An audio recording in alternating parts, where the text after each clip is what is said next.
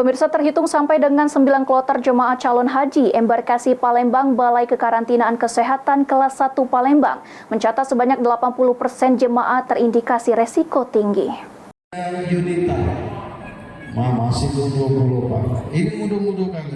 Sebelum para jemaah calon haji menginap di Asrama Haji Palembang, jemaah akan melakukan berbagai pemeriksaan kesehatan melalui Balai Kekarantinaan Kesehatan kelas 1 Palembang.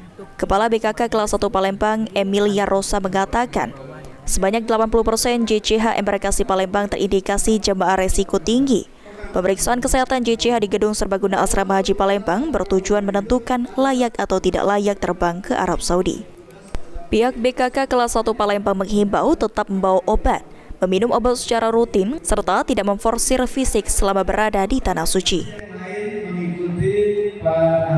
Untuk jemaah-jemaah yang risiko tinggi, kami juga memberikan himbauan ya, apabila mereka mengkonsumsi obat tentu harus dikonsumsi secara rutin, karena kita ketahui kalau dengan kondisi tingkat kelelahan tinggi dan juga tidak konsumsi obat itu akan membahayakan dari jemaah.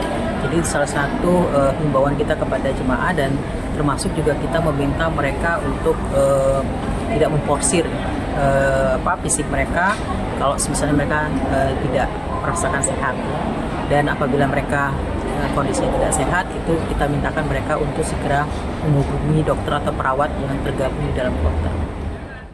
Sementara itu, salah seorang JCH Kloter 9 embarkasi Palembang, Yan Rozi, mengungkapkan, pemeriksaan kesehatan yang dilakukan oleh BKK kelas 1 Palembang meliputi pemeriksaan penyakit bawaan diderita jemaah.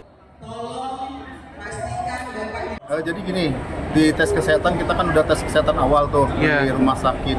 Di sini kita tinggal melanjuti, kita ditanya tentang penyakit yang kita derita. Saya misalkan punya penyakit darah tinggi, jadi saya punya obat-obatan yang selama saya konsumsi selama ini.